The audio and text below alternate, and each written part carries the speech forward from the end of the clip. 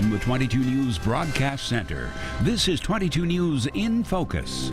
This week, how several local organizations are working to fight hunger in Western Massachusetts. Here's Laura Hutchinson.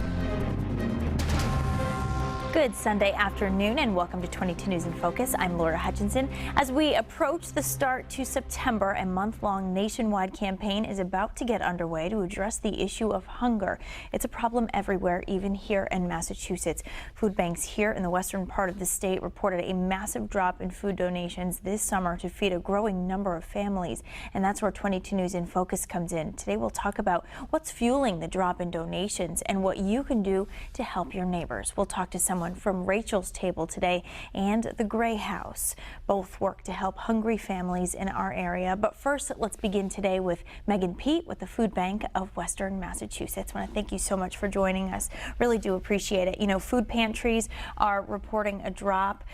This is something that affects so many people here in Western Massachusetts. And I did read some startling statistics on your website. Actually, 1 in 5 children in Western Massachusetts live in food insecure households. More than 200,000 people in our region, that's 1 in 8 people face hunger. Is that just the summer months, or is this a general look at the picture right now? That's a year-round number. And what we have seen is in the past 5 years, that number has doubled to be where it is today. It's where people used to be able to rely on the food bank and the emergency food system just to help once in a blue moon. Now they're having to really rely on it for their primary source of food. Just not able to make ends meet. What is behind this? Why do you think so many people are relying on these emergency services? Is this a result of the recession in 2008 and just the slow comeback? What is this? There are all sorts of reasons why people are having to rely on emergency food. I was looking at some of the stories today that our SNAP team has shared with me, some of the surveys they've done with the clients that they work with to get help do application enrollment. And the reason why people are looking for help is because of life-changing experiences, divorce, health issues, disabilities. One story was of a woman who'd gone blind and could no longer work. Therefore, she needed to get help because she couldn't provide for herself any longer. You know, just one major catastrophic issue in your life can make you have to rely on help. Now, we do have a representative from Food Pantry here today, and one thing that I think we're going to hear is that when SNAP benefits were cut, they noticed that more families were needing some of these services. Explain to me exactly what SNAP is, who relies on these services, and how much has it been cut recently? Can you kind of paint us a picture of what's going on with that? Well, the cuts were put into place this past fall and into the winter through the Farm Bill, and that was a significant impact on the entire system. What I can really speak to is not only to the families who are relying on SNAP, but it's the fact that the emergency food system, the pantries, the meal sites, the food bank, were not equipped to be able to manage the number of people who really need help during these tough times. So because of those cuts that took place, the families that used to be able to have the SNAP benefits and have to only turn to their pantries once in a while for additional support are now having to turn to their pantries as their primary source of food or to those meal sites. And that's putting a lot more pressure on the system. Therefore, we are relying more and more than we ever have before on contributions through food drives or through financial opportunities, different fundraising events or other sources. So what has the trend been for SNAP benefits? Do you foresee a replenishment in funds there, or is this the type of program that once it's cut, you just never see that again? It's a government program, and so it's we don't know really what's going to, you know, it's the decision's been made for now. And so this is the kind of hand that we've been dealt, and we have to move forward with what we can. And really what we can do at this point in time is create more awareness that this is an issue here in Western Massachusetts, and that people can make a difference. Being knowledgeable that there is an issue and that you can do something about it. You can truly help a neighbor in need because you never know when it might be when something can happen that could change your life as well. Okay, perfect segue into the reason we're even talking about this today. We're getting into September, which is considered to be Hunger Action Month. Yes. Explain to me what that means. It sounds like there's a lot to it. There's going to be a lot to it, especially through the food bank, through the network of food banks. It's kind of being launched by Feeding America, an umbrella organization to the food banking industry in particular. And it was an opportunity for us to really create awareness and mobilize the public to be able to inform, educate, and give them opportunities to take action. And a lot of the different opportunities that we're doing at the food bank in particular is creating more volunteer opportunities for families and children to start getting them involved now to recognize that they can make a difference. We have a Family Volunteer Day at the food bank. We have where we're getting restaurants involved throughout September to do Fork It Over for food so that people can donate at their local restaurants to support the food bank and our entire emergency food system.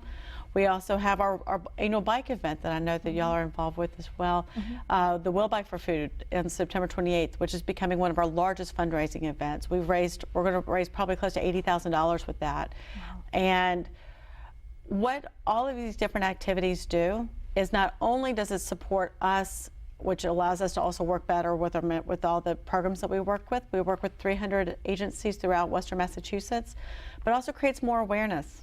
And the more awareness is out there, the more education about the fact that hunger is here, that there are 200,000 plus people who rely on all of us, the bigger impact we'll be able to make. So when people give money to these fundraisers, does that money stay local? Oh, yes. Where do these dollars actually, how is that distributed? The money, any money that's raised to support the food bank, money raised local stays local. So we apply that to all the work that we do. Everything from our food distribution, we work with, as I've said, about 300 agencies through Berkshire, Franklin, Hampshire, and Hampden counties to provide over 8 million pounds of food.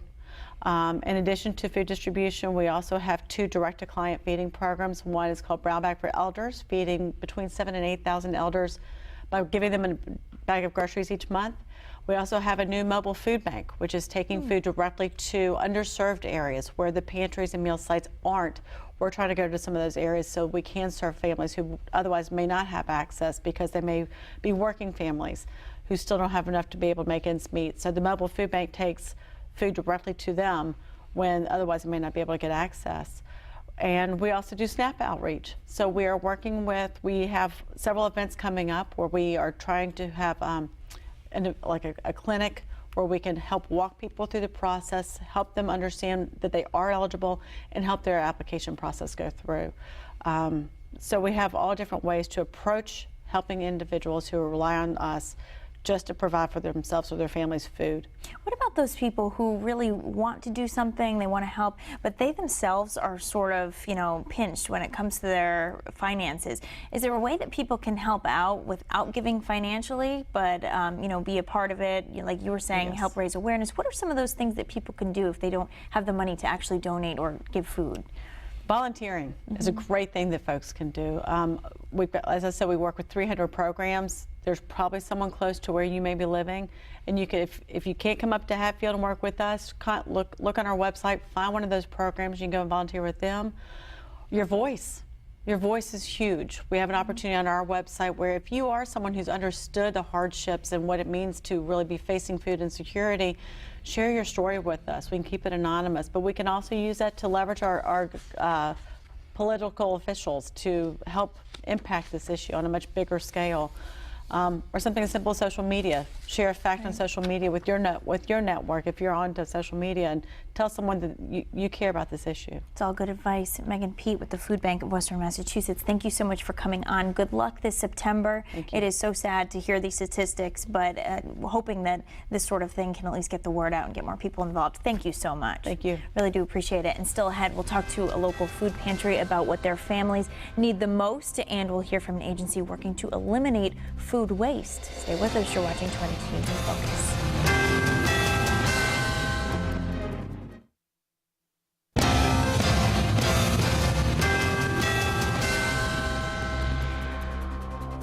Welcome back to 22 News in Focus. Today we're talking about the hunger crisis that's impacting families across the country and here in Western Massachusetts.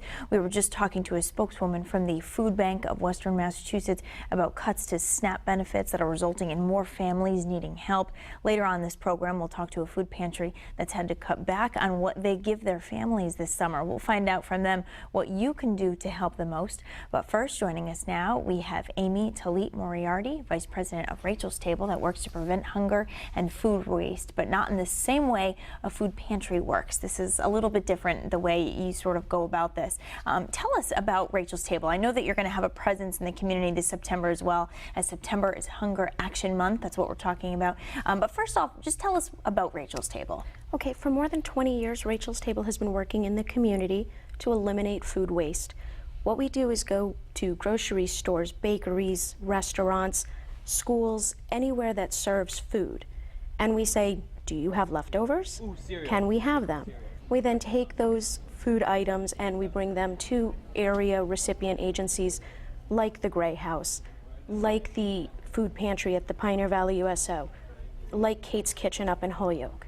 And we bring the food there and they get that food so it's not wasted. So talk to me about what the trend has been for you. I know that you served these agencies. How have your numbers changed? You know, we were just hearing from the food bank that she's seen the numbers double over the last few years. How are your resources looking? Our resources, we're getting more volunteers who are participating with us, more donor agencies. However, sadly, we're not getting as much food. We've had to spend more money out of our budget for programs like our Kalika Milk program. It's a shelf-stable milk program. We take that milk and we donate it to agencies with food pantries, specifically those which serve families with young children. We've added a couple new agencies as well. We just added in the past few months the Springfield Housing Authority. They have an after-school youth program. We've also added Square One in Springfield.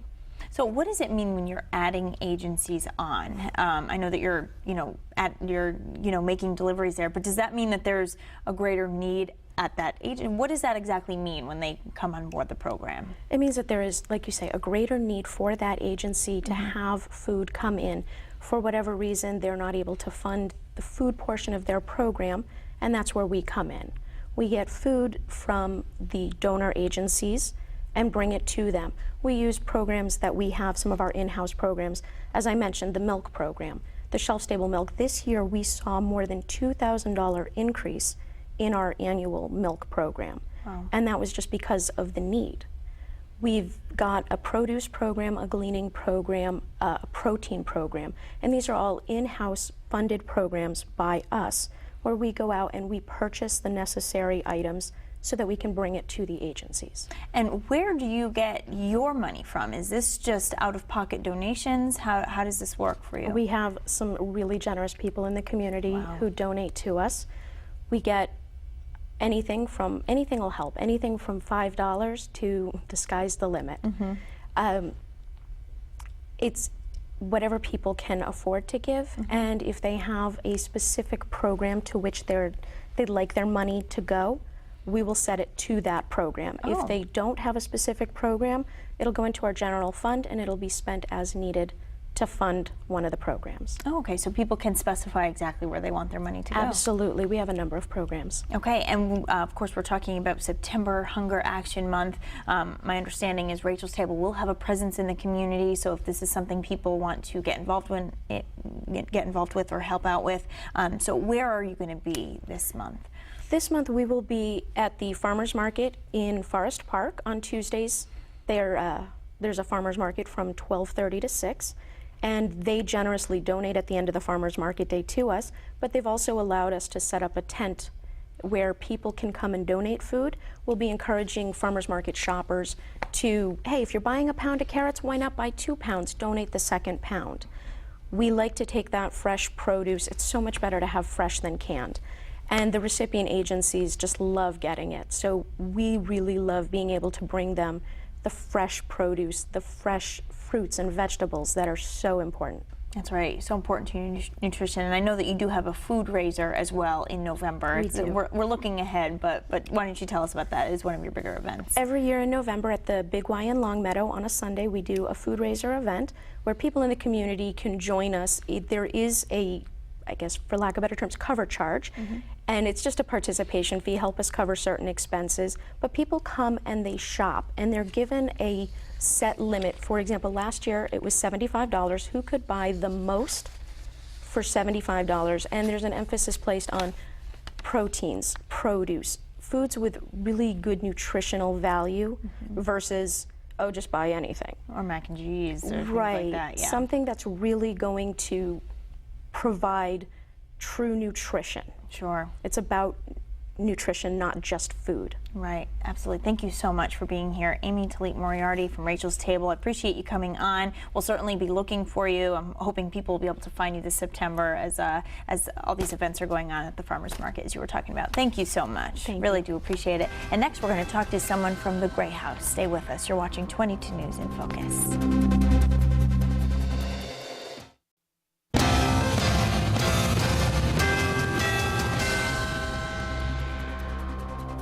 You're watching 22 News in Focus. Today we're talking about Hunger Action Month, which begins in September and officially kicks off a month-long nationwide campaign to address the issue of hunger. Earlier in the program, we talked about the cuts to the SNAP program, which offers nutrition assistance to millions of low-income individuals.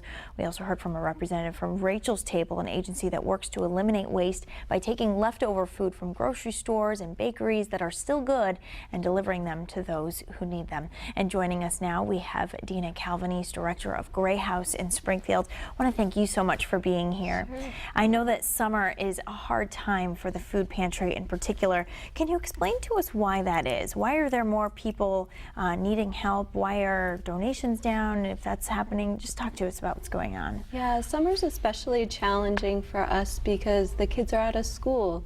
So families where they normally have access to school breakfast and school lunch programs don't have that access. So now instead of trying to feed a family for one meal, they're having to feed for all three. So it's a significant increase when the kids are out of school. And on the same lines, a lot of times schools do food drives for us. So when they're out, those drives aren't happening either. So it's kind of double-edged. And of course families are away on vacation. I'm sure they're not thinking. Do you have regular donors who will bring things by? And I would imagine that you would lose them in the summer if they're away on vacation. Yes, absolutely. Our biggest time for donations is always around the holidays, but in the summer, hunger kind of falls off as people's concern. They're not really thinking about it because they are doing their vacations and things, but it's definitely a big concern all year round. Right, which is ironic because as you were saying, your need grows in the summertime just because there are kids home and needing that. So what have you, what sort of changes have you had to make it work? Have you had enough donations throughout the year to last you to this time now? Where are you right now? We kind of are squeaking by. One of the things we've had to do a couple times is maybe adjust how much we can actually give out per family, because it's a terrible decision to make of, do we put more in a bag but we might not reach the need of everybody who comes to the door this week, or do we give a little less, knowing that we'll be able to serve everybody? And we've always leaned towards, at least everybody will get a little something, but it's a terrible choice to make. That really is. What are the food items that go the fastest, that you need the most? How can people help the most? As Amy was saying, we really look for nutritious items, the staples that are nutritious. I always say cereals, but the healthy cereals, Cheerios, because that breakfast really is our most important meal. It gets the kids off to a good start, and the cereals are just so expensive now that's a huge help. We always look for protein items, peanut butter, beef stews, things that are hearty. Tuna fish is always great. As we get into the colder months, we always encourage donations of oatmeal because that's a great way to start off the day. But really those healthy items that can help sustain somebody, not just tide them over. Peanut butter, I know, is another one. Absolutely. Cans of tuna, things like that. Yes. How many families are you helping right now, and how has that number fluctuated? That number really has shifted since the SNAP cuts in November. In July of this year, we served over 900 individuals. The month before that was only 600 individuals, so it was a big jump as school let out. And in comparison to last year, we served about 700 last July, so it's almost 200 people more a month that we're seeing now.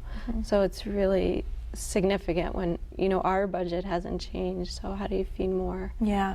Now, what are you looking forward to this September? Of course, this month that we're talking about is about raising awareness about hunger. Do you have any events going on in this month, or how do you hope that this benefits you? Just talk to us about that. For us, we kind of joke that we go on the college tour in September. We do tons of speaking engagements with the colleges. We go to their community fairs. We recruit volunteers from there. Just really getting the word out that even on a campus, if you do food drive, it goes a long, long way. And we've got great relationships, Bay Path, Elms, Springfield College, Western New England. They're all so supportive of what we do, and so we're really excited to have the colleges back in session and to have that support rolling again. And you are located in the north end of Springfield there, actually in the Gray House. Yes, it's physically a big gray It's a big gray house. Yeah. Is it more appropriate for people to drop off donations? Do you go pick them up? What's the best way for people to get in touch with you if they do want to help with your cause? We really appreciate drop-offs because there's only 2 of us full-time on staff and we have part-time. So drop-offs are really appreciated, and we're open Monday, Wednesday, and Friday 9 to 1 or by appointment for drop-offs, and we really appreciate the support from the community. It's how we stay open. Very good. Dina Calvanese from the Gray House, thank you so much for coming on. For your sake, I'm just so happy people are going back to school, as you were saying. I'm sure there are students who aren't so happy to be heading back, but there is a great need out there. So thank you so much for being on and talking to us about that. And we're going to have the last word for you after the break. Stay with us. You're watching 22 News in Focus.